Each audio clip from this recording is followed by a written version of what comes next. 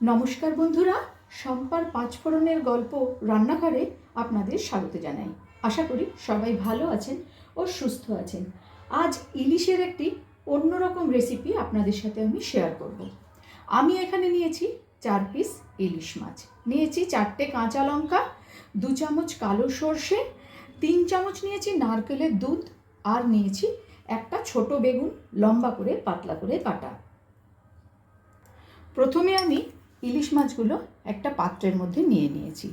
দিয়ে দিচ্ছি লবণ, দেব হলুদ গুঁড়ো। ইলিশ মাছে কিন্তু খুব একটা বেশি হলুদ আমি ব্যবহার করি না। এবারে যে সর্ষে আর কাঁচা লঙ্কা রেখেছিলাম সেটাকে আমি পেস্ট করে নিয়েছি, সেই পেস্টটা এর মধ্যে দিয়ে দিচ্ছি। আর দেব কাঁচা সর্ষের তেল। ভালো করে এটা মেখে প্রায় 10 মিনিটের মতো আমি রেখে দেব। কড়াই গরম করে কড়াইয়ের মধ্যে দিয়ে দিচ্ছি আমি সর্ষের তেল। ওদিকে কিন্তু মাছটাকে আমি ম্যারিনেট হতে রেখে দিয়েছি। এবারে লবণ আর হলুদ মাখিয়ে বেগুনগুলোকে আমি লাল লাল করে ভেজে তুলে নেব। গ্যাসের ফ্লেমটা কিন্তু এই সময় আমি একদম হাইতেই রাখবো। আমার রান্না যদি আপনাদের ভালো লেগে থাকে আর যদি এই ভিডিওটি আপনারা ফেসবুক থেকে দেখে থাকেন তাহলে অনুরোধ করব পেজটিকে ফলো করে দেওয়ার জন্য। আর যদি ইউটিউব থেকে দেখে থাকেন তাহলে চ্যানেলটিকে সাবস্ক্রাইব করে পাশে থাকা বেল আইকনটি প্রেস করার অনুরোধ করব, যাতে আমি কোনো নতুন রেসিপি দিলে আপনাদের কাছে নোটিফিকেশন পৌঁছে যায়। আর শেয়ার, লাইক ও কমেন্ট করে আমার পাশে থাকার জন্য অনুরোধ করব। এবারে ভালো করে উল্টে পাল্টে বেগুনগুলো লাল করে ভেজে নিচ্ছি। এইভাবে কিন্তু একদিন বাড়িতে ইলিশ মাছ বানিয়ে দেখতে পারেন, দারুণ হয় খেতে।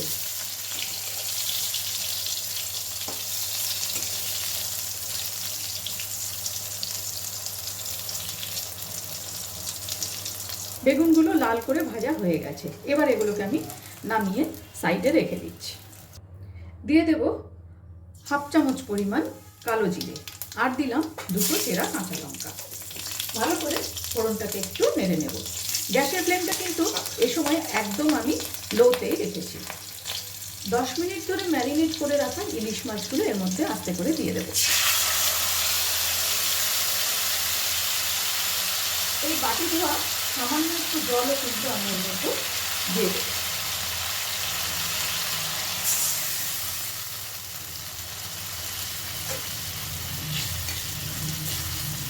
একদমই নাড়াচাড়া করবো না, গ্যাসের ফ্লেমটাকে একদম লোতে রেখে প্রায় 2 থেকে 3 মিনিটের জন্য আমি এটাকে ঢেকে দিলাম। ফিরে এলাম 2 মিনিট পর। এবারে হালকা হাতে মাছগুলোকে একটুখানি উল্টে দেব।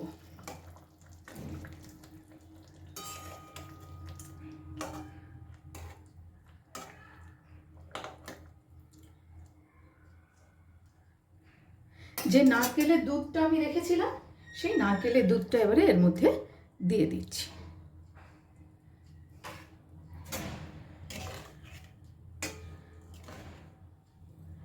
সামান্য একটুখানি কাশ্মীরি লঙ্কার গুঁড়ো দেব, যাতে দেখতে একটু ভালো লাগে। ঠিক এই পরিমাণ।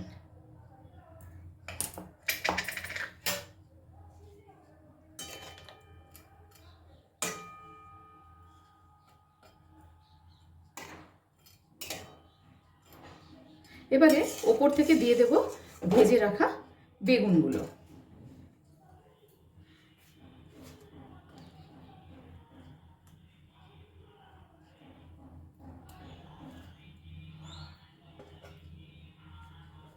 আবারও প্রায় 3 মিনিটের জন্য আমি এটাকে ঢেকে দিচ্ছি। ফিরে এলাম 3 মিনিট পর। বেগুন ইলিশ আমার একদমই তৈরি। ওপর থেকে দিয়ে দেব কিছুটা পরিমাণ কাঁচা সর্ষের তেল। তার আগে দিয়ে দেব 2 চেরা কাঁচা লঙ্কা। দিয়ে দিচ্ছি সর্ষের তেল। 5 মিনিট স্ট্যান্ডিং টাইমে রেখে আমি নামিয়ে নেব। খুব সহজেই কিন্তু ইলিশের এইরকম একটি দুর্দান্ত রেসিপি আজ আমি আপনাদের সাথে শেয়ার করলাম। ভিডিওটি আপনাদের কেমন লাগলো অবশ্যই কমেন্টস করে জানাবেন। আজ তাহলে এই পর্যন্তই, দেখা হচ্ছে সামনের ভিডিওতে অন্য কোনো রেসিপির সাথে। ভালো থাকবেন, সুস্থ থাকবেন।